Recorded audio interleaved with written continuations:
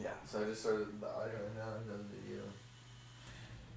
Alright, just got my new phone too. Let's go. Which one did you get? I got the iPhone 11 Pro. Oh, I didn't get the Pro. I just got the regular one. Yeah, I had the 10 and it was working, but it was all cracked. So this is like a whole, way whole different. new world, yeah. I was like listening to on some Instagram stories and I was like, damn, I've probably been yelling on Instagram I don't even know what this does. Yeah. My speaker was jacked on my phone, so I thought I wasn't even speaking loud, but on this phone, I was listening to one of my stories and I was like screaming. You can play music like super duper loud because I'll take bubble baths and I'm like, oh yeah, I can watch my show. Yeah, it's pretty good actually. Alright. Okay. This is one of my ones I'm excited about. I brought in episode 24, 100 podcast. I actually brought in my cousin, Mandy, and she's an LVN. And we're in the middle of the COVID-19 pandemic, so I thought I'd bring in a nurse and actually, somebody that's out there working with patients and see what's going on and kind of what the symptoms are and what you can do to kind of, protect yourselves. But yeah, so what's going on? What are you dealing with? How's nurse life? Work's good. I work nights, so I don't have to deal with people, as in management, which I like. Yeah, so it's nice. It's busy right now. We have a lot of nurses that quit. So every other day, I'm doing 16, 17 hours. And did they quit mainly because of this? Because they were just nervous? They don't want to bring it home to their family. That makes sense. The little ones and stuff. So as of now, I'm at home with my family, but as we get further in, this week we're supposed to have a lot of patients die. It's expected. Really? This is like the tip of it. So we're expecting. Because they were saying, the next couple of days, I think, is supposed to be the peak, right? It's bad. They have body bags at the fairgrounds. They're just ready. They're preparing for a lot. So wow. Yeah. So have you personally actually dealt with any, for sure? We just got a shipment of people from another facility that has 16 positive cases at that facility. So right now they're in the testing process, which is like a 5-day process, and then we find out. But I mean, we deal with so many different diseases where you're dealing with isolation that it's not really a big thing to us. I mean, it's serious, but you take your normal precautions. You wash your hands. That's like the big thing. Wash your hands. How big do you think the face masks are? Do you think it's a smart idea? At our work, we're being told to use the face masks for like 3 days before we throw them away because there's such a short supply. We don't have necessarily the proper equipment, and people that speak out about it get fired because there's not, you have to save the proper stuff for the patients that have it.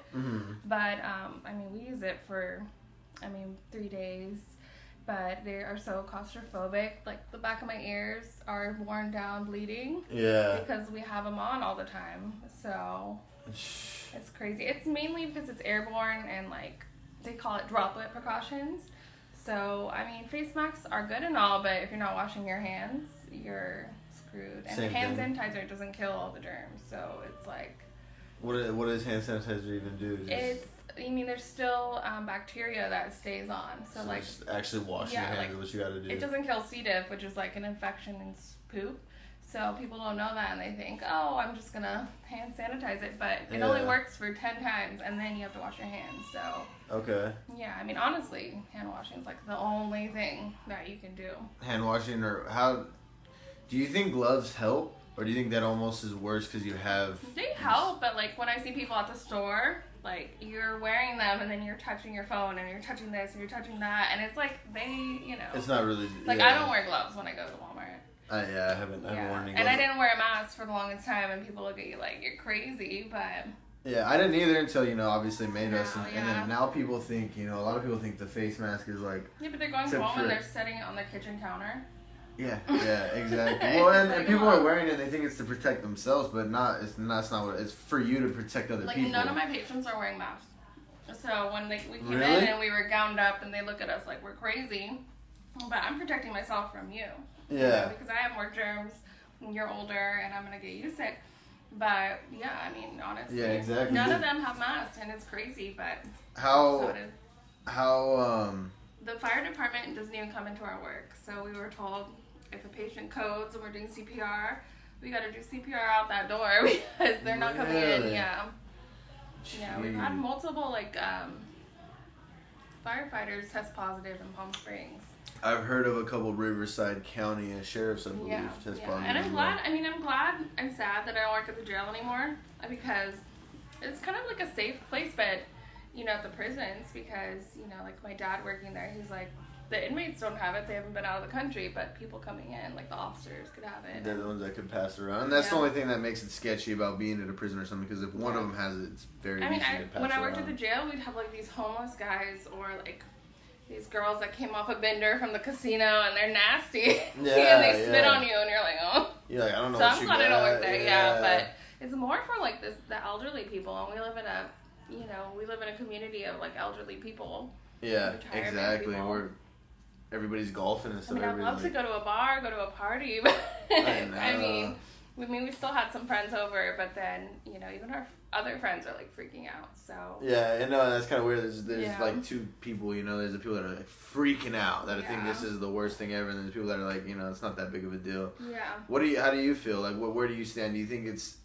as serious as like, the media portrays it? No, I think it's been around for like a while, but, I mean, I don't know how I feel about it because there's a lot of infections going on, but the media is making it like such a big thing. I've never heard of like schools getting shut down. That's what's scary about it to me.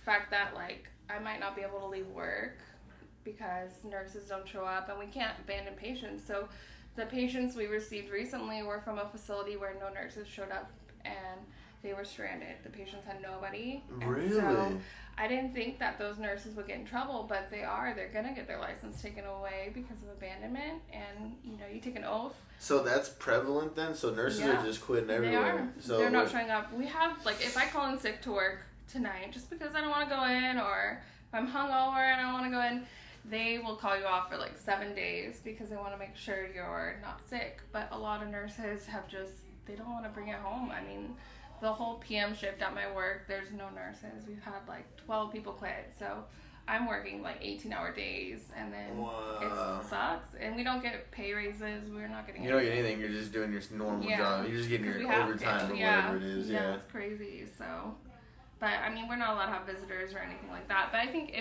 when it gets really bad, we'll have, I won't be able to go home. I'll have to get a hotel and like stay there. And like quarantine yourself, So far at your facility, has there been for sure any corona? We have one test positive, and she is in the hospital now, but she had been discharged and test positive. We had another guy test positive, and he was gone for 7 days, test positive. And then you think, well, the test took 5 days to take, so 2 days out, he tests positive.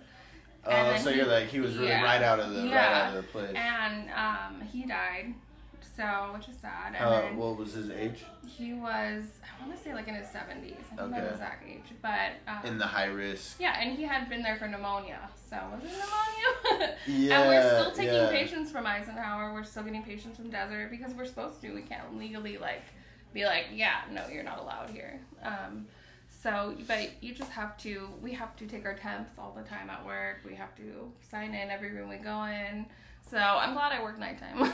So I don't have to deal with the management part of it. Yeah, exactly. But I feel bad for these patients because you talk about like depression. These people can't see their family. They have cancer. We have hospice patients that are dying that they get to die alone. But not alone, we're there, but they don't see their family. I mean, we have like FaceTime. We have that's depressing. You're giving an old person an iPad. They don't know how to use an iPad. Yeah, exactly. So, we try to make light. We dance. I go dance all the time. Really? Yeah, I don't get tips, but... I don't get tips. I'm not just dancing for the money. Yeah. No, but like just anything to just like make them laugh or like, just make their day a little better. It's so sad. Yeah, it's just... I'll be told like, well, someone's smiling because. Are you mainly? So is that all you're dealing with? Is mainly hospice, like? No, we have everything. After surgery, they go there. So I just got a lady out of the ICU because the hospitals are trying to get everybody home if they can. Because if you go to a facility, you're putting yourself at risk. Yeah. But we're getting patients that just got out of the ICU because they're trying to get rid of people out of the hospital. So we've had like multiple codes because they weren't ready to leave, Yeah, they should have been still there. And then we have 911 telling us, well, we can't come in, so you guys gotta, Grey's Anatomy it all the way out of the facility if they're dying, and it's like sad, yeah. But I mean, for us, this is normal. Like as far as like infections, like we deal with this stuff all the time, like gowning up, going in, but having to wear that mask, like an N95, all the time, you get so lightheaded, you get so dizzy. If you're claustrophobic, it sucks. Yeah. Because you can't breathe. It's like the only thing I can think of that's kind of like it is I've worn those elevation masks when I've worked out, you know, and those are pretty. If you wear them for a long time, you start getting a headache. You do. You get like a headache, and it's just like, you know. So I don't know. But it's just weird. Everything's weird. I cleaned a toilet yesterday. I cleaned a toilet yesterday. I never thought in my career, like at work, we would have this like log where we have to sanitize everything. So here I am cleaning the walls. Toilets. Yeah. No rain, no rains, no nothing. But I'm lucky to be working. You know. I feel like after this, the nurses that stick around and the nurses that have, you know, stayed there for this whole pandemic should be getting raises. There's going to be a lot of nurses that lose their license, so that's the sad part, because they just... Because you definitely can't just abandon people. Yeah, you can't just abandon these people that need your help, you know. Yeah. And most nurses are, and not most, I guess, because there are older nurses, but a lot of nurses are younger, you know, and you're most people that are, under 50, maybe under 40, I would say, are pretty, you're okay for the most part. I've been a nurse since I was 19, and I haven't always washed my hands the way I'm supposed to, and have been with multiple, like, nasty diseases. I mean, like, a lot of stuff that's on contact precaution, and haven't gotten it. But it's like, if you just really wash your hands, that's what we tell them, like, wash your hands. Like, always wash your hands. The isolation part is kind of weird. Like, you're staying inside. That's just like, but, I mean, I understand it. So do you think these precautions we're doing now as like basically as a country, as the United States, do you think it's like a little too much, or do you think we're gonna go into debt, and there's gonna be a lot of homelessness afterwards, and this is gonna hang around. How is it like after, you know, Wuhan lifted their, you know, isolation stuff? How is it just stops? Yeah, I just don't understand that. Yeah. Like, you know, and they're saying, I think they're starting to say that they're getting new cases again, and I just feel like, you know, you can't really just like stop countries. Yeah, I mean, it's like population control, honestly. Yeah, that's what it is. It's kind of all these elderly people we gotta get rid of. Yeah, that's what it seems like, right? Yeah. But there's young people too. I mean, the pharmacist in La Quinta that passed away, you know, but he came here from another county. Oh, okay. And who knows if he went to Walmart? You know what I mean? It's like. And I actually, I just heard on the Joe Rogan podcast. Actually, he was saying that the flu's actually killing a lot of people right now too. Most of my hospice patients that we get, and even when I did hospice, it was all pneumonia. It was all flu. So many people. I mean, the flu kicked my ass this year, so it's like. And people are worried about the corona, you know, and the corona's bad, you know, bad, obviously. But if you look at like the numbers of how many people actually have it and how many people died, it's like way off. And how many people recovered? Like so many people. So I feel like media needs to fuck off. Like a little bit, I think the death percentage or the death rate is maybe 2% right now, and 2% is, come on, like that's... And then you have politics in on it and all that stuff. Yeah. So I don't know. I think politics should stay out of healthcare for sure. Okay. But I mean, I think they're taking like the most precautions they can, but I don't know. To me, it's just like, I don't know, because I'm not. I don't think anybody knows. I think that's kind of what we're all doing. We're all kind of up in the air, and we're just kind of like. Yeah, let's see what happens. Because healthcare is so expensive. It's so expensive. So, I mean, Austin doesn't have healthcare. I mean, even though I work and, you know, there was just so many things, because he smokes, they wouldn't allow him on my, you know, so it's just, like, scary on your insurance and all that. Yeah, that makes sense. And it scares me for my son, mainly, because it's like, if the earthquakes, I think we're going to have a big earthquake, and we're all going to, you know, go out that way. That's what you think? That's the last thing we need. I've been saying it, and then we felt that little one, and I'm like, oh, great, here we go. Just don't make it painful. We've been waiting for the big one for how long now? I don't know. I'm okay with earthquakes. I'd rather have earthquakes than like hurricanes or tornadoes or any of that other stuff. What do you do for work? Are you doing? Well, I do drone photography. So I fly a drone around. So like real estate photography or like events. I do that. I also do moving. I move people out of their houses. I'm driving the big truck around and fucking. So is this like affecting you? Is it? Not well. It was, because I am a brand rep for Hydro Flask as well. So like I go to different stores and like I check their displays and stuff. And that's all gone for now, you know. For like all the stores are basically shut down. Like they're not having us come. Did you apply for unemployment? No, I'm just so. Shit. I know. I'm just not. I'm not proactive like that. I don't really care that much. Like I work still, and I just think like there's a shitload of people applying for unemployment. I kind of think that's like a little like. I looked at the numbers, and I think they just want it for the numbers. It's like crazy that that's it's so. It's like what 30% or something. I think they say 6.6 million as of like today, so it's like, fuck. Yeah, like so I don't want to be one of those people. I'm just gonna let it. And not that if some people need unemployment, obviously. If you I'm waiting for that check. That'll be nice. I want that stimulus. Yeah. I haven't even done my taxes yet, but. Yeah, I like that meme I see that says, you know, if he wasn't your president, then you should send the check back or something like that. Yeah. I like that, but that's the end of my politics and the 100. I was gonna say, are you for Trump? I'll stop it there. But I'm definitely for Trump over Biden. I can tell you that. Yeah. If it's Joe Biden and Trump, I'm going Trump all day long. Not that I'm voting because I'm fucking lazy and I don't do any of that, so I'm not gonna vote. But yeah, I'd go Trump over Biden. Are the weed stores still open? Yeah, the weed shops are still open. Yeah, that's kind of. think what. I guess that's a necessity, you know. Yeah, I want to shop so bad. It's so sad. Man.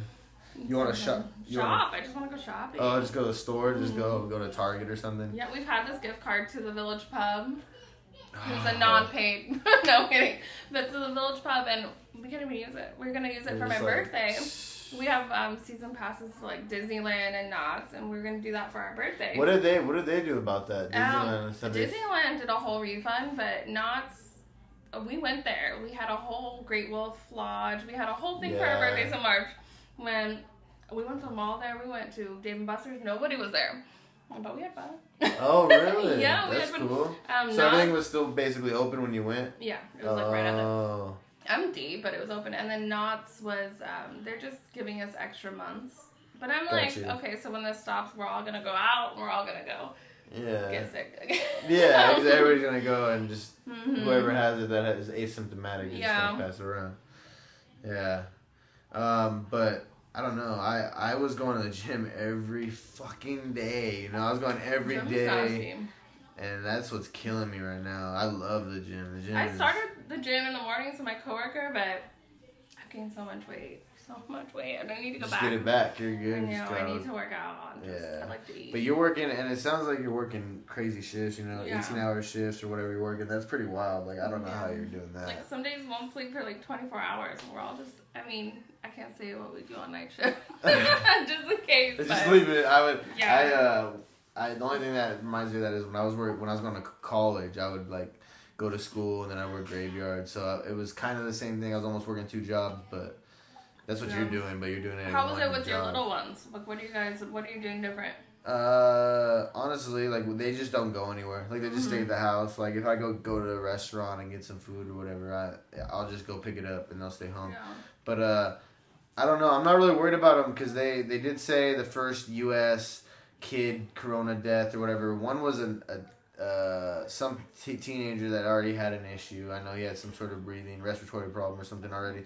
And then the other one was a 1-day-old baby, and the baby was born at like 22 weeks. So the baby was already preemie. So like, what are we doing here? You know. My thing is, I'm gonna tell my sister like, let's do a home birth. I'll help deliver the baby. Home birth. Oh man, that makes me nervous. Yeah, that would make sense actually, especially with what's going on. That would kind of make sense.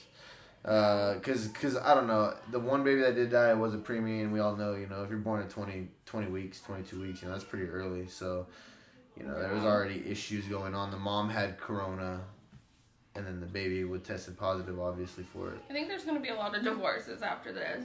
And a lot of That's what I was saying, dude. I was actually telling my buddy, it's kind of fucked up. But I was just telling my buddy, I was like, man, all these people are just stuck with their wives and their husbands that they don't like, you know? They're like, they're side bitches with their husband or whatever, and they're just like sitting there and just hating life, you know? But I don't know. It is what it is. Yeah. That's what happens when you play 2 sides, I guess. Yeah, see, it's opposite. Well, Austin, he thinks that corona's not a big thing. So I have a hard time, like, and, you know, I'm in the middle, but, like, he doesn't wear masks. He doesn't wash his hands. He's just like whatever, you know. Yeah. So, but I mean, he doesn't leave the house either way. But it's like it's serious. It's hard when you're like working with it and you come home and you just like hate everybody because you're like, I'm a hero. I'm on the front lines like kicking ass, so you should like bow down. But I'm like actually out there helping. But he's like, yeah, it's not that serious. I think it's serious, and I was one of those people too. I was one of those people like, man, like it's only old people that are getting killed and shit. So I wasn't really worried about it. It's old people, fuck it, they're old already. And you know, sorry for the old people, but it is what it is. Yeah. Sorry, grandma, grandpa, whatever. Yeah, I know. But what sketched me out was New York when they had, I don't know how many deaths in one day, like 1,400 or 2,000 or something crazy, and I was like... And they're stacking up body bags, and that's what they're going to do here. That's why Riverside County Festival, where that's at, I mean, they have National Guard there. They're ready. And really? That's so crazy. And I'm a part of Flying with Doctors, where we go out during emergencies and help, like, you know, I usually go out to Thermal and do the free medical care. But now they're calling us in to go there to help screen people. And it's like, but when you go there and you see, like, what's going on behind the scenes, you're a little like, ooh, martial law is going to happen. That's kind of what it seems like, huh? Yeah, like, I don't know. My patient told me, like, all we need is locusts. Like, the end of the world type thing. Oh, I was sorry. I was like... I don't know. You're throwing me off. But yeah, no, you know... Yeah, I get what you're saying. Yeah. Locusts flying around the end. Yeah, I know what you're talking about. Yeah. She said, and one of my patients, she's like 97. She's just like, I've been through the Holocaust. Like, she came here from Germany, and she said that, you know, I've been through the plague and all these different diseases, and that she's never been more scared than now. And that's when I kind of was like, damn, that sucks. And you know, for her, this, you know, just hear that from somebody that like survived the Holocaust, you're just like, fuck. That is, I'm pretty. World is fucked up. Yeah, it is pretty crazy. Yeah. I feel pretty kind of the same way. Not that I'm scared. I just feel kind of like my eyes are open at just kind of how quickly our freedom or whatever is gone, you know, like how it was like, oh, we're a free country, you go to a restaurant, and then out of nowhere you can't even leave your house, and everybody's like, all right, I'll stay home. I have yet to got pulled over yet, but I have a letter in my car that I have to show them that I'm a healthcare worker, and I get like a clear way. So. Really? I've been driving around it all day. But I've never got pulled over. Day and night, so I haven't got pulled over either. I don't think they're that crazy yet. I don't think they want to get it. They're not gonna pull us over. And cough. Yeah, that's true.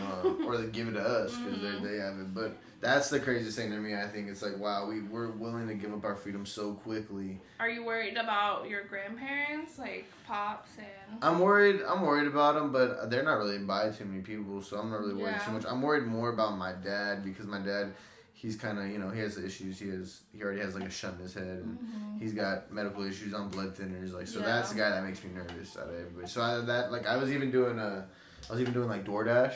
I was doing I do that too. Just kind of on the side. It's like my side hustle. I'm like, it's cool money. You can make some good money. If I want to go buy a bottle, I'm like, all right, I'll just go deliver. Do a couple deliveries. But I kind of like I don't do it right now because I stopped doing it.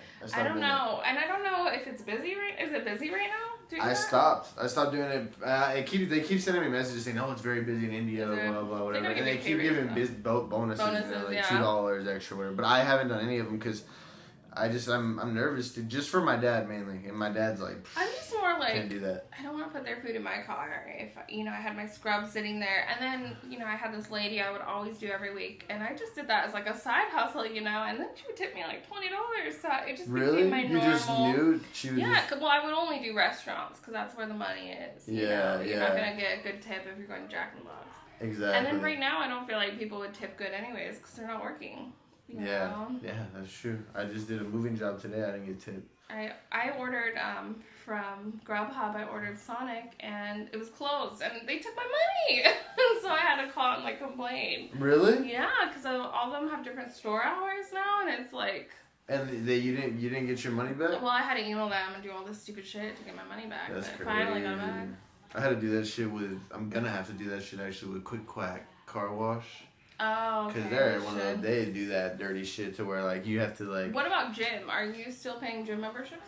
No, they froze them. They did, okay. They were pretty cool. EOS, shout out to EOS Gym because they actually were pretty legit. They right off the bat they froze everybody's memberships, and I know they paid their workers. They've been paying them even when they haven't been working. So that's shout out EOS. I don't even work there. Do you have a Planet Fitness? Yeah, I've never. I worked out there like once, and you worked there? I worked out there once. Oh, I like it because I just go there for massages. I don't work out. Yeah. I just sit home. And I do the tanning there, but...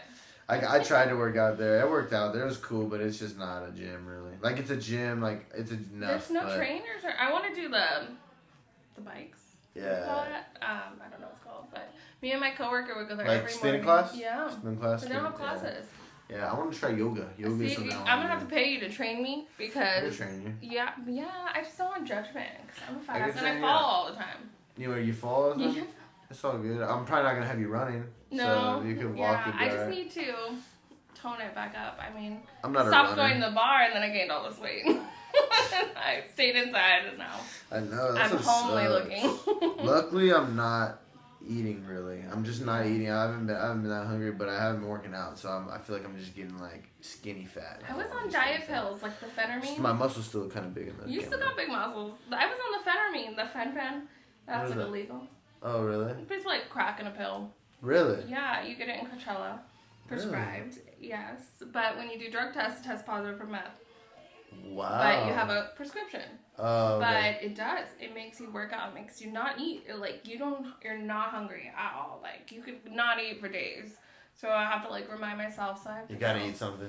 Yeah, my mom takes it, too. I have to go re-up. Jeez, I take animal cuts, but it's just like it's a testosterone booster, like fat burner. So it's got like, I know it's got like caffeine in it. But if you're not losing weight, they won't give you the pills. Oh really? Yeah, because some people like they won't take it and work out. If you work out, you'll get skinny. Like I lost 80 pounds. I was fat as fuck. What do they do? They'll just take it just to get the high feel or whatever. That or they won't take energy. They won't come back for the next month and like they're not consistent. Like they'll not eat for 4 days and then just fucking grub. And you have to like if you dieted with it, you lose like I lost 80 pounds after when I got really big. Really? Yeah, and then but it wasn't the most healthiest way. I was like eating ice. That's all I would eat. No. But yeah, now I mean I'm eating so much at work. I'm eating all the time. I order Papa Dan's every day. Papa Dan's. Yeah, I go to Castaneda's every morning. Like they know me. Extra cheese. They know me. Yeah. So bad. So I'll have to hit you up to work out. I try to act like I'm healthy, but I be eating Panda all the time. I love Panda. Yeah, I love Panda too. I just eat healthy. I get like the string bean chicken. There's a place in DHS called Kim Lang's or Kim Lung. It's good or what? Holy fuck. And they give you so much food for so cheap. I tried It's so amazing. I don't know what the place is called, but it's in India. It's right by Slums. Have you been to Slums? Yeah. Oh, you went there? That little... The Chinese place? Yeah, like right over there. Is it good? It's pretty good. They got I was this a thing China called... Joe's person and looking at that, and then I moved. I never tried it. You know what's good was pick-up sticks. I never liked no. No? You like it? They had good noodles. I like the chow mein. If you got like big chow mein noodles, I like Pork, or what do you like, chicken? Just the noodles mainly. I like the noodles. Like the thick noodles. During this quarantine time, I've learned to make steak, porterhouses. I learned to make bread because that's what we're doing now as millennials. I have sourdough cooking in my fridge. You're making bread. Yes, huh? I'm making bread. I hand wash all my clothes. Okay. You're just like. I'm just learning how to be Amish right now. I know. I want to do some. But right now, all the cool people are making bread, especially sourdough. Really? Yeah, it's like one of those hype things that are on TikTok. And so is this your first bread you've made, or is this have you made a couple loaves before? I've made multiple bread, but yeah, it's a mission. Multiple bread. But multiple bread, figuratively. Yeah. But like it's like now you know what yeast infection means because you have to like cook it like the sourdough to get that sour taste. You have to let it like curdle in your fridge. You leave it in there to get like not moldy, but like sour. Yeah. Like sour. I get you. Pretty much kind of like moldy, like some of that cheese that's in picked there. Up puzzling. I already knit, but Austin's just like, I'm driving him crazy because he plays video games and then there's me making bread and I make steak. He doesn't like that? He likes it, but I'd be like, yes. I started so many projects around the house, so it's just like... You just got a little thing. Yeah, I paid Nathan to come clean my house. Really? That was good. Got him running around. Yeah, I've done some weird crap. I wonder if I haven't done much during quarantine. I've worked actually because I've been just doing a lot of moving for people, which is basically going to shut down actually on Friday. They're shutting it down, the office, for a couple weeks. And not even because they have to, because people still have to move and stuff. So it's not like it's something that we have to stop. But just mainly because the owner, he just wants to be safe, just I started making masks smart. for medical people. Well, my staff, everybody at my work. Oh, really? Mm-hmm. Yeah. The masks, I don't know. The masks, the cloth masks don't do shit. Honestly, the only ones that work are like N95. The real masks? Mm-hmm. Yeah. Yeah, and you get fitted for them, so that has to be your perfect fit. So it's like, so I have those, lots of those. I've been stocking them up, but just for trace and all them. Because right now I use cloth masks, but as soon as the positive patients come, they're already there, but we have to. Then you're gonna have the real. That makes sense, because then you're gonna actually be right there dealing with them. So what is your let's actually, I don't even want to go into your day-to-day. What I was going to ask you, but I just want to ask you, what caused you to get into nursing, number one, and then what did you do? Like, what type of schooling did you do? Where'd you go? And did you get a degree? Or did you I was a lovely product of some in high school, because I was a bad teenager, very, very bad. Okay. So I met my husband on Facebook. He picked me up, and I got pregnant at 16, and so when I had run away from home and my parents kicked me out, so we got this little studio in Cat City, on Pueblo Trail, the ghetto streets, and we made it work. And I sat down while I was working at Boomers, and I thought okay, I can't make a living doing this, what is one thing I could do? And I wanted to be a mortician, and you just don't make a lot of money doing that. And that's with dead bodies? Yeah. Okay. I mean, maybe now you could make money with all the people dying, but yeah. But I never was one I like to do the embalming of dead people, but I don't like to sell coffins to people and do all that, or cremate people. I don't like that. Yeah. But I thought, okay, well, what's something I could do and do it fast, so that when Trace comes, I could be set. And so I started nursing. I graduated high school at 17, and then I became a nurse at 19. So I started nursing school 2 months after Trace was born, which is he was born in 2012, which was the perfect time, because babies just sleep, and he would just sleep. And at that time, I got married young. I had done everything, and me and Austin barely knew each other when all this happened. So we got to know each other pretty quick. And when I gave birth, I just started school. It was a 14-month program. I went to SBB, which is a trade school, and I was one of the first graduating class there, which kind of sucked, because you pay my schooling was $42,000, and you pay and Jesus. The labs, and you don't really learn a lot in nursing. You learn a lot of book, and you learn nursing in a short period of time, so you're being crammed all this shit. And LVN and RN, the only difference is we can't do IV meds push. I can do IVs, fluids, electrolytes, all that. I just can't push meds in California.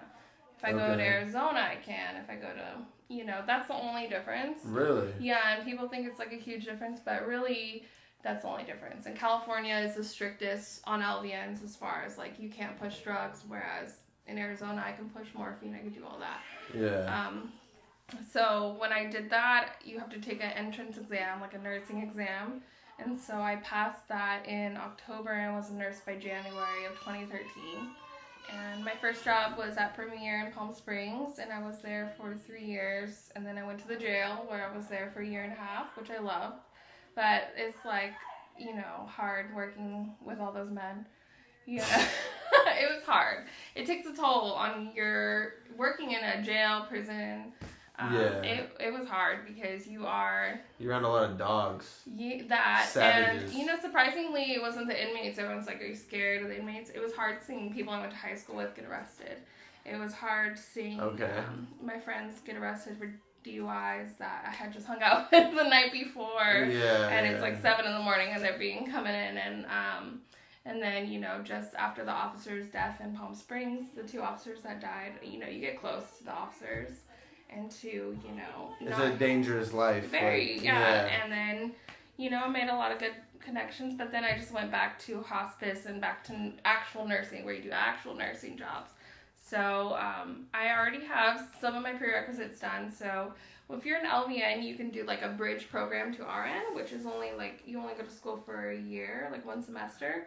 But lovely California makes you do all these prerequisites, and the schools are so full that you're going to be in school for 5 years. You might as well just do it over. Yeah. So, and even when you graduate from like a public college, it's associates, and no places will hire an RN with an associate's degree.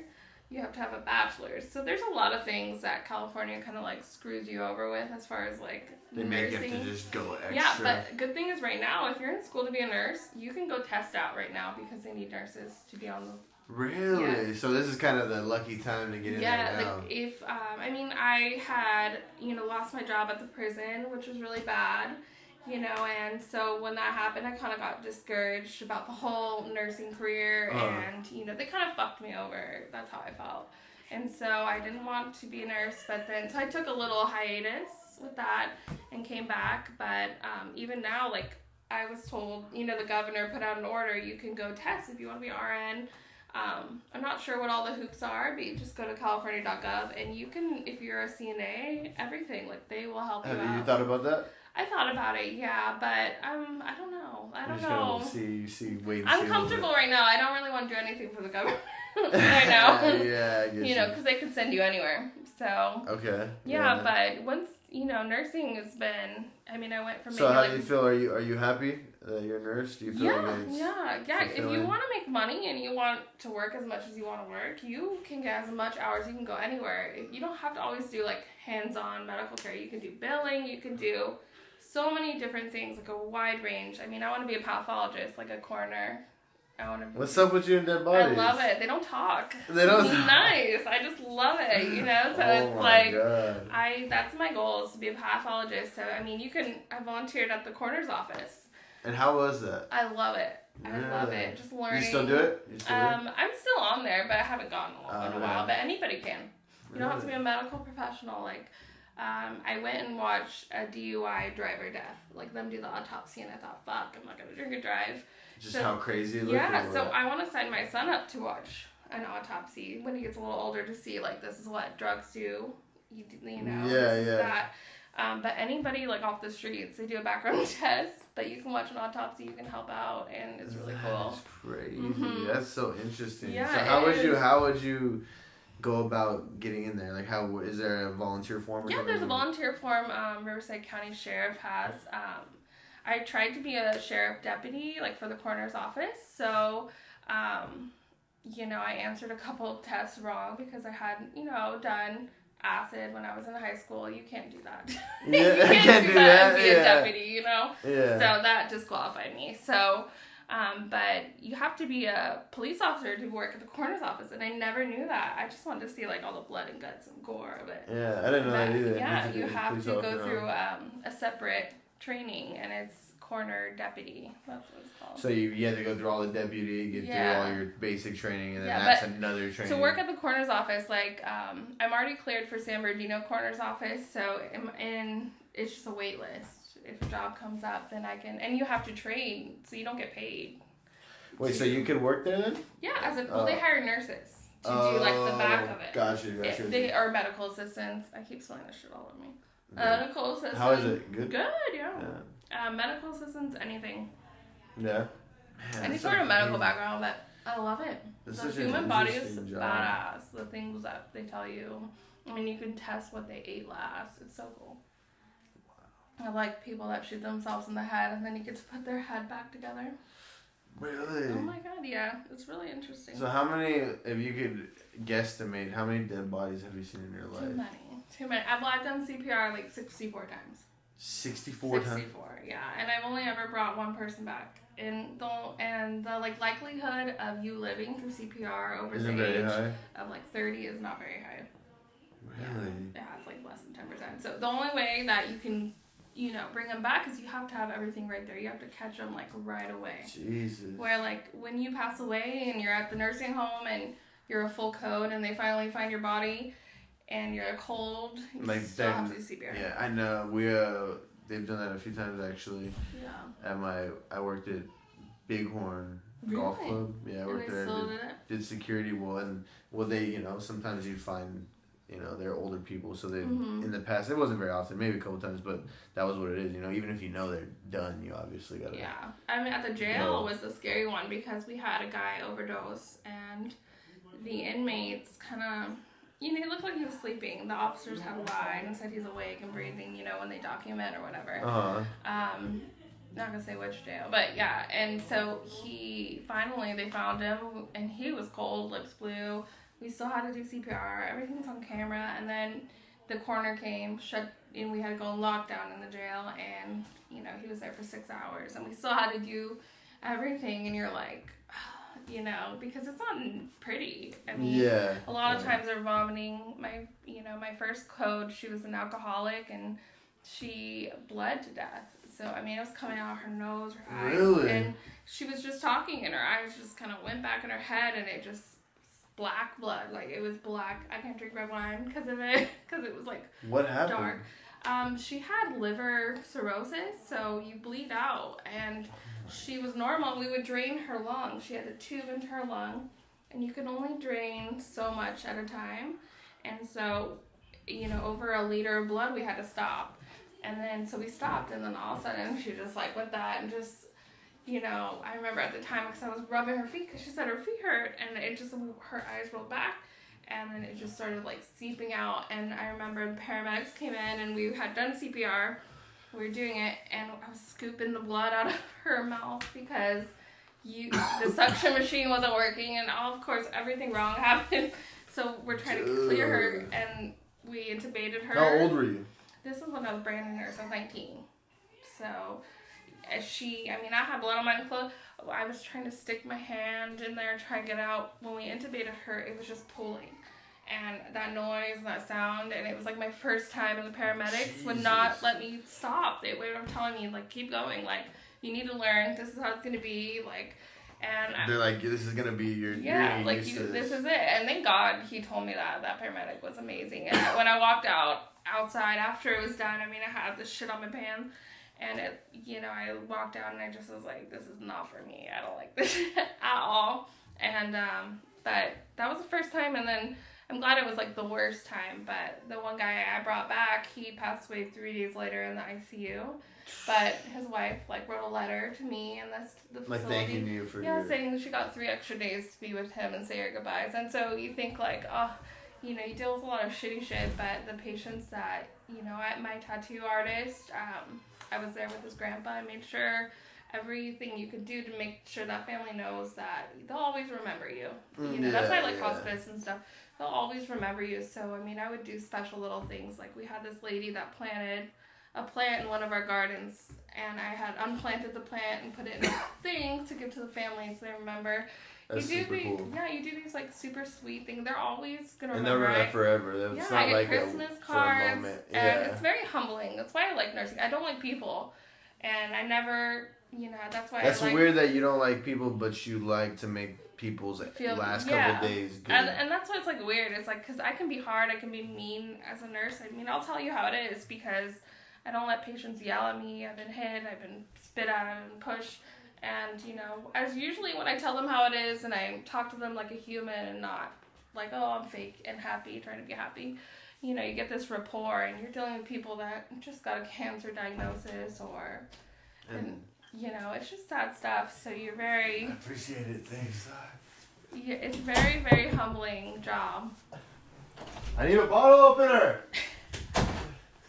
It's very humbling, but I mean, I have this box at home of all these like thank you letters, and I just think, you know, we have these administrators and business people in the facility that just care about, you know, it feels like money and trying to push people in. Yeah, dude, you're not even like, you don't even see these people. Like, I'm here every day, like in the front lines. It's sad. Yeah, you know, we have patients that are so old they don't have anyone at their funeral, and it's like, you know, the people that are there are us, and it's crazy, but it's just, it's very, very humbling. As much as like, you know, I like nursing and stuff. I hate people. Some shifts are really shitty. It's hard to... No, I got it. It's hard to do CPR on a patient and then come back into a room and some family member's bitching about water not being filled up. You're like, dude, what the fuck? Like, do you know, like, what's going on? Really? Yeah, and, you know, right now, no families are allowed to visit. You know, I've offered them to visit outside through the window, but, you know, nobody's allowed in the building. We have And it's crazy because it's like, it's just, we're all stuck together. So right now, everybody's on edge. I'm a bitch. I can't believe that you've done CPR 64 times.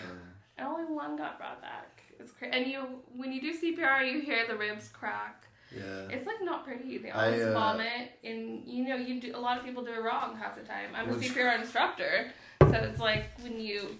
I just gotta think how your brain works, like how you are, just knowing what you've gone through, because I saw one, it was a kid maybe 3 years old, drown. I saw him drown. I saw them. I got a call. I was working security. I got a call that this guy, it was just a landscaper or something. He heard somebody screaming. He's like, I just hear somebody screaming in their backyard. And he's like, I don't know from where.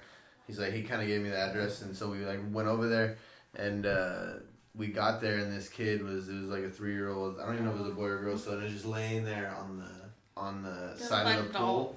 Huh? They look like little dolls. Yeah, and he looked scared, like his eyes were open, and he's blue, like his face was blue, and that was like, I never forgot that, and that tripped me out so much. Like I was like, did you do CPR? Weird. No, the dad was doing CPR. The dad was a doctor, and what's crazy is the kid ended up like, he was in a coma and everything, or he or she, I don't remember if it was a boy or girl, because it was a little 2-year-old. Mm-hmm. But he ended up coming back. He or she ended up coming back, and so, I don't know what happened at the end, but I literally thought I saw a little 2-year-old die, and I had a 2-year-old and a 4-year-old at the time. And you never got like a follow-up from it? Well, we got a follow-up, and they said that the kid had came back, and like that they expect a full recovery. They were hoping a full recovery, but we got the first follow-up was the kid was in a coma. They're like, they can handle it, huh? They're relentless.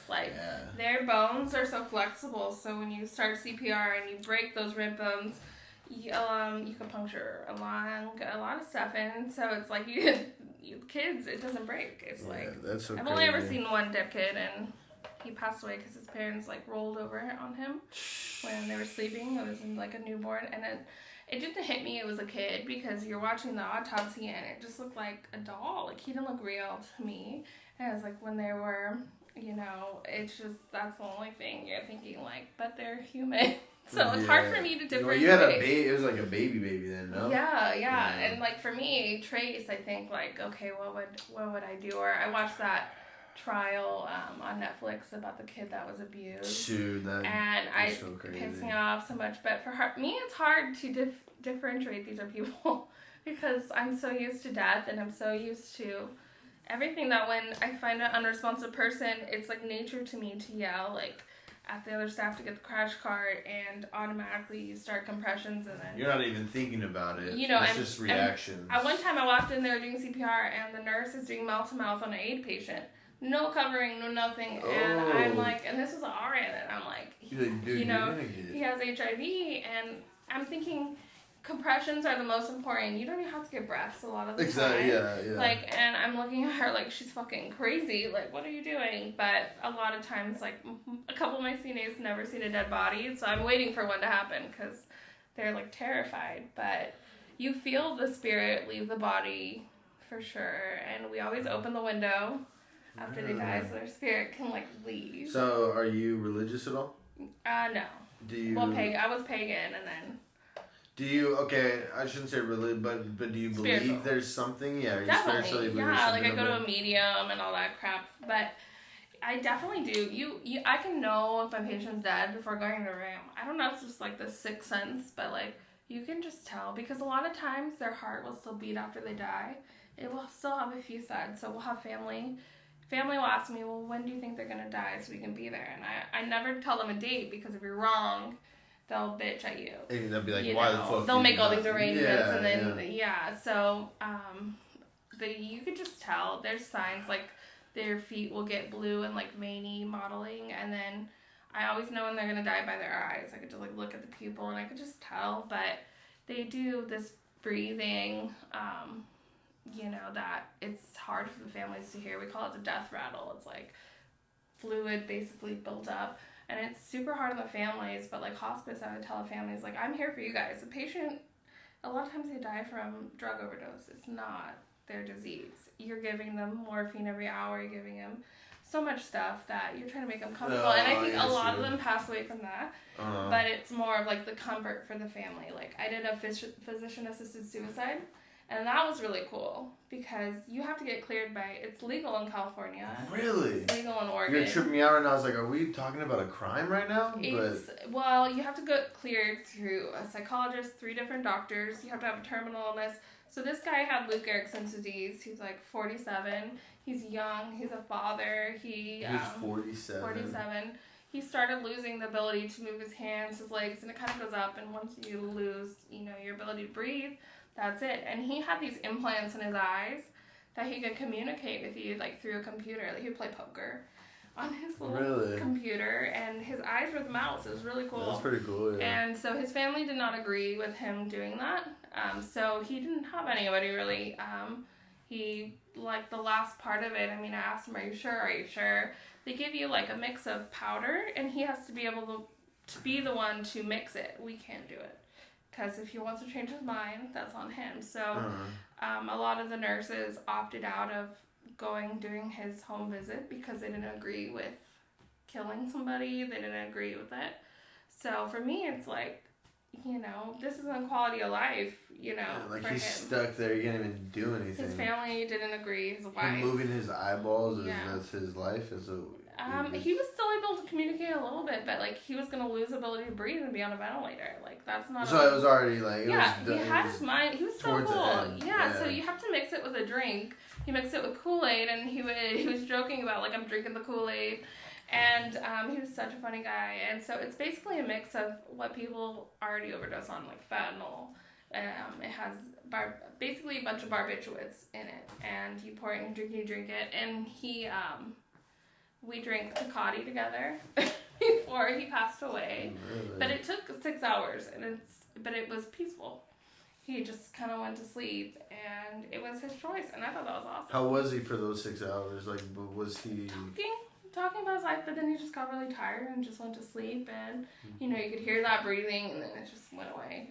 That was it. And none of his family showed up? And they were there, like, more towards the end, but they were upset.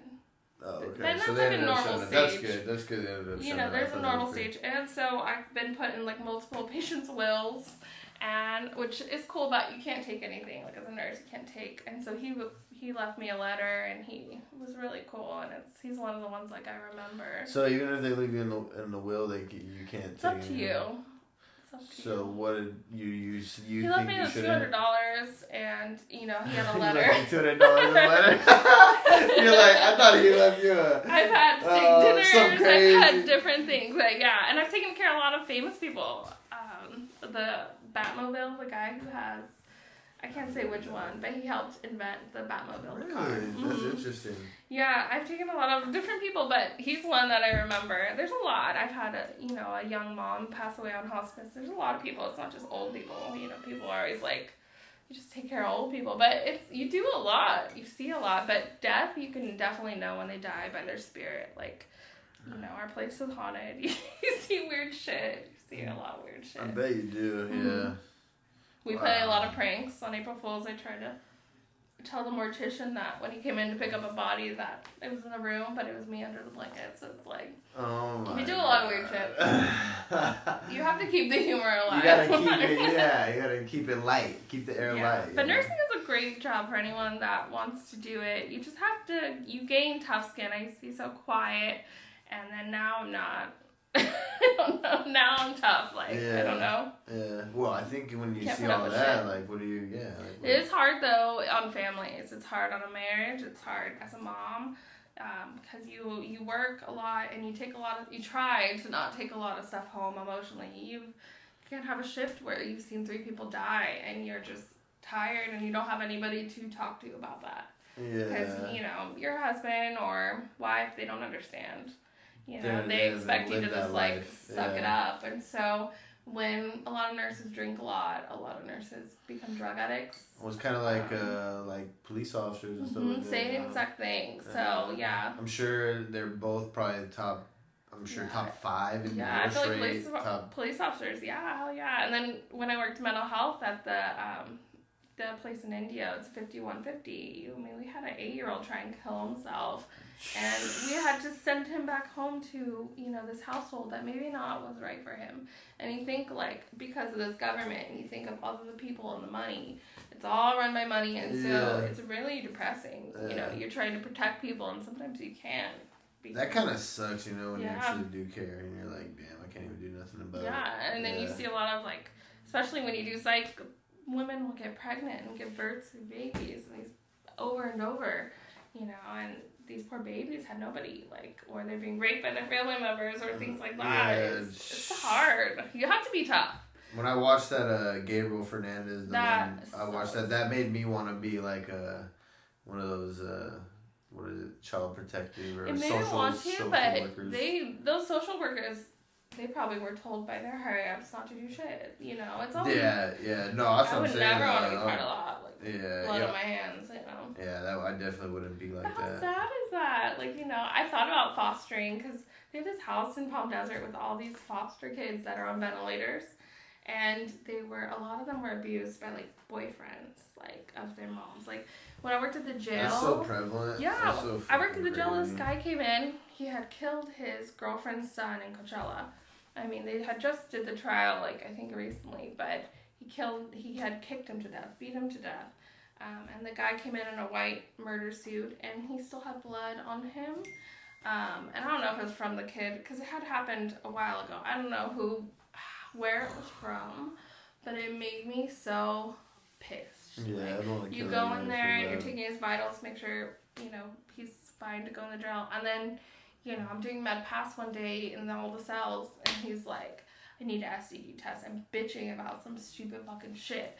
And I was just like, I'm thinking that in my head. And you can't. You have to, cut it off. You gotta stay professional. Yeah, and, the Indio jail is, one of the most ones that have the sex offenders. And I never knew that.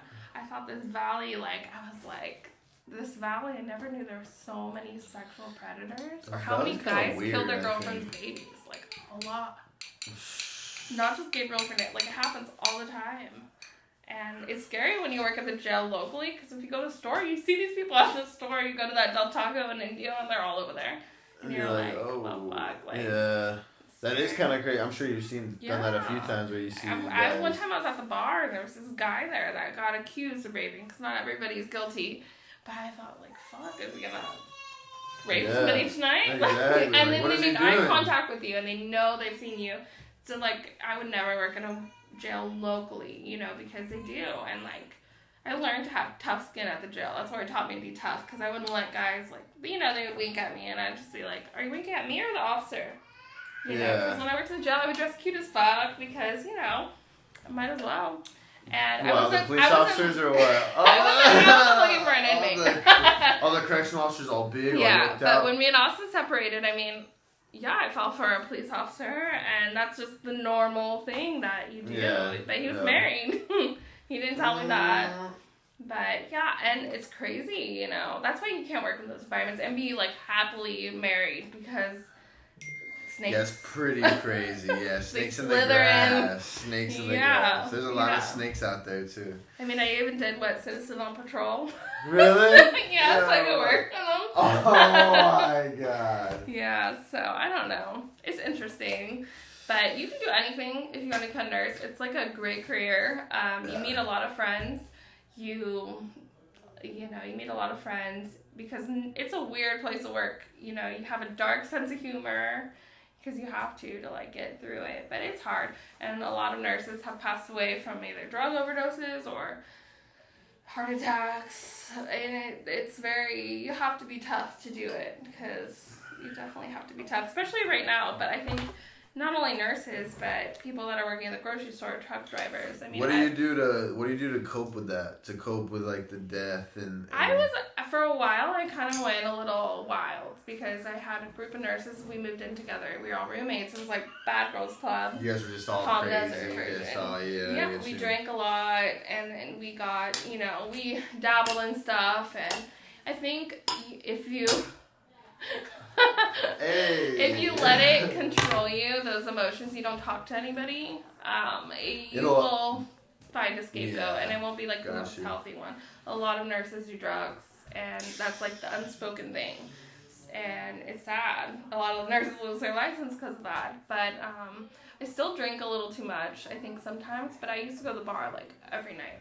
Get off work, go to the bar, and then that's just how I coped with it. I mean, me and Austin were separated. I mean, I had a son, but I would feel guilty about somebody dying, and it wasn't my fault. Or so when I lived with these nurses, we just went wild, and that was like our way of coping. Yeah. But it was like not healthy at all. Like sometimes I get off in the morning, and I still do. I still have like a margarita a day, but that was like my way of coping in the morning. But it kind of got out of control, so I definitely had to talk to somebody to get that like mental help. So you started going to therapist or something? Started going to therapy. You know, I tried to do the whole, like, alcohol anonymous thing just so I could be in a group of people that, like, have issues. Yeah. But it didn't work out because, you know, it just wasn't my place. I mean, I wasn't in prison or, you know, they have these stories. You're like, my story's not even that bad. Yeah, I felt bad for having my shit together a little bit, but, you know. Can't even talk about it, you know? It took a toll on my marriage. I mean, we separated, and then, you know, I had to learn to love myself, work on myself, and, like, do things that were healthier. So I worked out a lot, and then I stopped doing that just because I like to eat.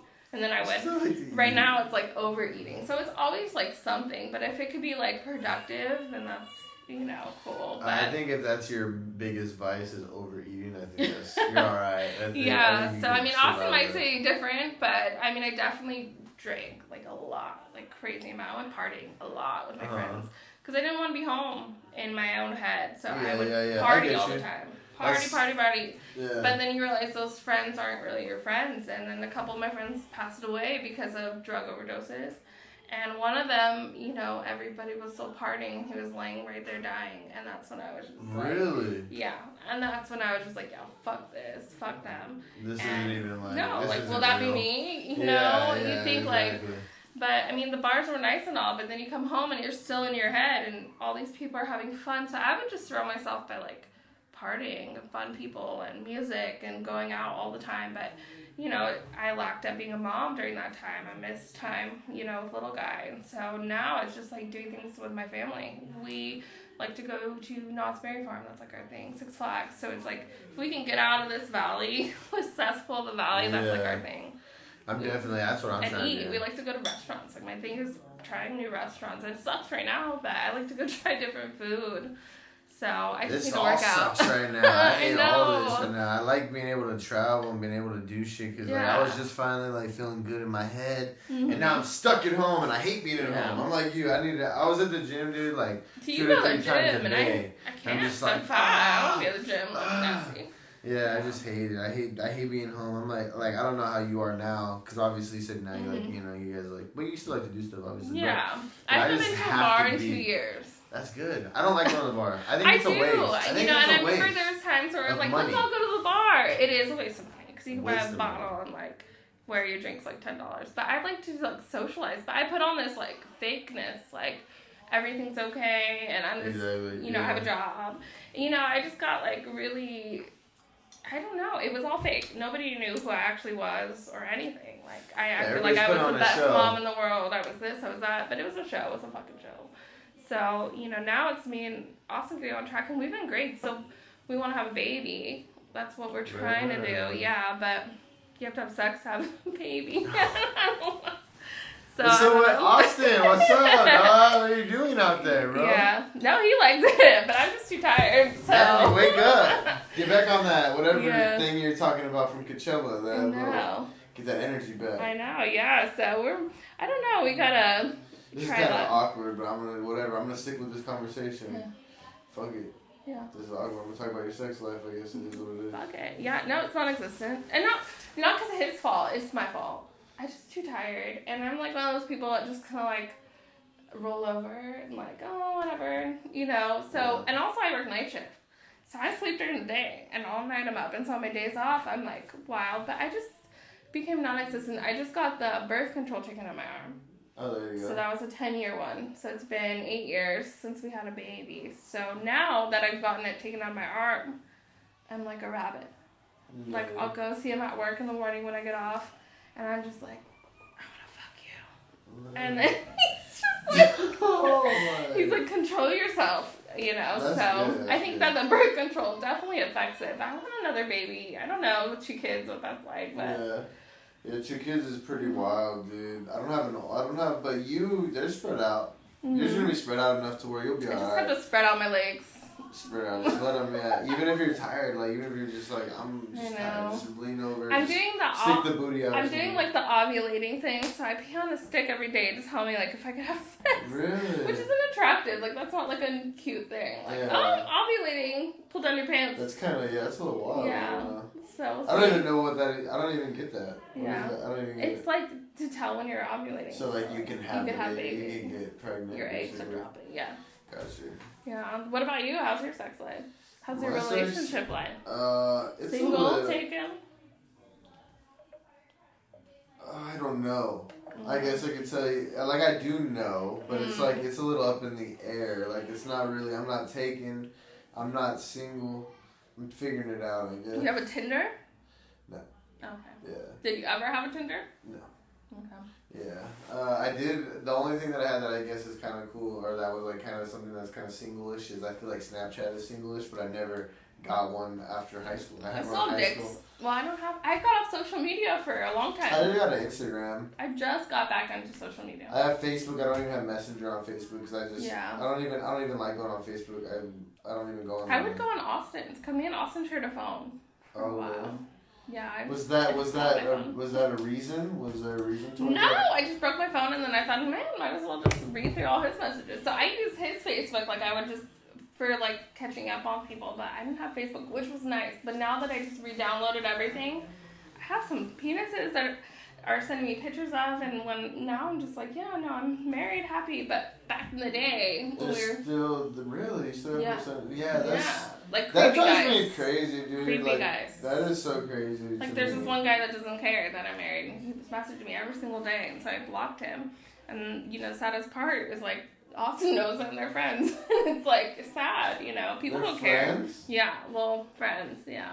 I would definitely have fought that guy. Yeah, he's not a fighter, but I'm not a fighter, but there's a point where it's like. But for him, there's a lot. Like I was a little psycho as far as like, oh, you like this girl's picture. I think social media gets like in the way of so many relationships. Like it's sad. I use social media more just to talk about my podcast or whatever now. I try not to get on there too much and get too like scrolly and try to put on like a show or anything, because that's why I started doing the podcast, because I was overdoing it, putting on a show. I was kind of like, whatever, fuck it. Yeah. I don't really care what people think about I like podcasts. I listen to a few, like Crime Junkie, like the crime ones. Oh, that's interesting. They have like the murder ones, and then I listen to like, there's a nursing podcast, and then they have funny ones, like Call Her Daddy is my favorite podcast. So speaking of social media and podcasts, is there anywhere that you're talking about people sending dick pics? I don't care. You can send me dick pics. I don't want people. Me and Austin will make fun of them.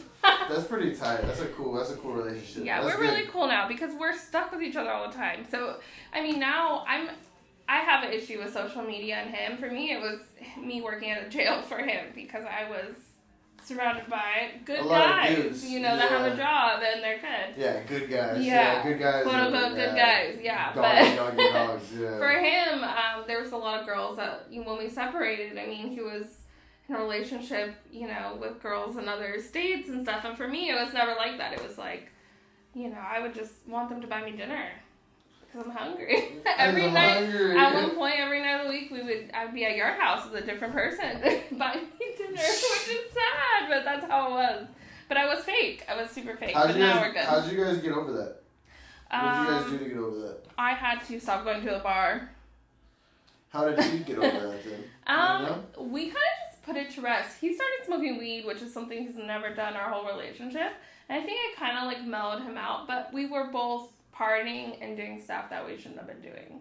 So you kind of just like... Yeah, we had to grow up because we had a son, and I was living with my parents, and then my parents kicked me out, because they didn't agree with my lifestyle or coming in at 3 in the afternoon, hungover. Yeah. So I had to just grow up, honestly. I had to get my shit together and not be friends with some of the people I was friends with.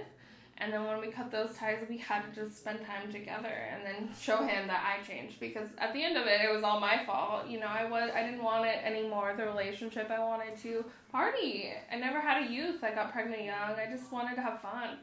And then that gets old, and I miss my family. I miss my husband. I mean, we've been together for 9 years, so we've been through it all, like the young pregnancy, everything. And so at the end of the day, I was sleeping in my car, and I just thought, like, man, I miss my family. I miss my husband. And then we just back together. And now we've never been as happy as we are. Like, we don't do shit. We're lazy, but we have this, like, humor about stuff. Yeah, I mean, enjoy life. You know, we're still jealous. I'm still a little jealous and stuff like that. But, like, you know, I don't really have friends. So that's hard and, you know, easier for him. But, yeah. So, I mean, now it's just spending time together. We learned that, like, we're all each other have at the end of the day. Out of all of our friends that come and go, we get annoyed at each other. We talk shit to each other all the time. But we have each other. Like, we get each other. Yeah, I feel you on that for sure.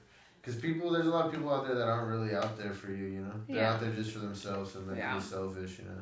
Except for mainly maybe your parents and... Yeah, and it's scary to start over or start a new relationship with somebody because like, you have to start over. Yeah, especially nowadays. Nowadays, who's really taking relationships serious? Yeah, I mean, Austin, we can... You know, he waxes my butthole for me because I can't reach. So it's like my best friend. He's my best friend. This is the most interesting part. If nobody listens to this thing fully through, you guys are fucking missing out, dude. I have this no is filter. A podcast. But yeah. This shit is real. But I mean, he's my best friend. But at the end of the day, when I was sleeping on my couch, the only people that were like there for me were my parents, my grandparents, and then Austin. That's about it. Mm-hmm. Yeah, that's about right. Yeah. You know, everyone says they are. I mean, I had multiple guys that could have been really good to date, and I just shut it off. You know, but I don't know. I hope we stay together long, but people change. Well, you said you guys haven't been any happier, so like, it seems like you guys are gonna be together. We're happy because it's just us. I don't know. There hasn't been anything to really like fight about. I took out social media out of the equation, so now that I have it back, I hope that he's not like, you know, but really we've all each other had. So I just think I have to give him sex more or some head or something because if you don't, you know, treat your guy good, they tend to stray away. Well, yeah, they'll stray away or they'll just think you're straying away. Mm-hmm. You know, they'll think like, what the fuck, you know? And that shit, honestly, women don't understand. They do understand, I think, really, actually, but they don't think, like, I don't know, how serious that is for guys, you know? Guys want to feel like they're the man. I didn't think it was serious until I worked with my coworker now. I'll shout out to her, because every night we talk about how much head she gives to all these, you know, and she has a boyfriend, and she's like, I love it. I did it for 2 hours today, and I was like, damn. And she's like, I love to please him, you know? And I was like, she's like, and I know he won't stray. I was like, God, give me some tips. So this is what we talk about at nighttime at work. That's interesting, man. But yeah, so I'm gonna have to get your friend over here and have her talk about. Yeah, I'll tell her. Yeah, I told her I was coming tonight, but she's also a nurse. But yeah, so now I've been trying that. You know, we'll be in the car, and I'm like, all right, whip it out. And so that works. There you go. Yeah. He'll be less of an asshole. I get that. He'll be less of an asshole. I like that you're taking the initiative. Mm-hmm. Like, you'll be like the one saying, let's whip it out. There you go. Yeah. That's what you tell him, just whip it out. Whip it out. Whip it out. Yeah. All right. I think we need to end this podcast. This is episode 24. Where can they find you? Can they find you on my social Instagram media? is Heavy Hope or Miranda Boylan. All right, there you go. This is my cousin Mandy. Yeah. Shout out Austin. Sorry, I had to shout out her Instagram, but she talked about you the whole podcast. Yeah, and his name's Austin. He's cool. All right. Thank you guys. End of the podcast. Let's go. Oh wait.